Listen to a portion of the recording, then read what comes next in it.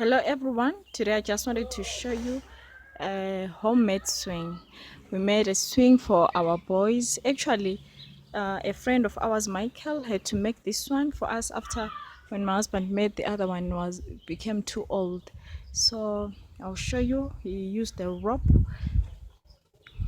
and also an old Stay Soft bottle. So I had to create a hole there so that the rope goes through.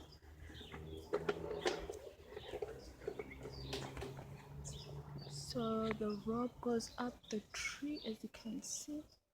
We tied a knot there and also there.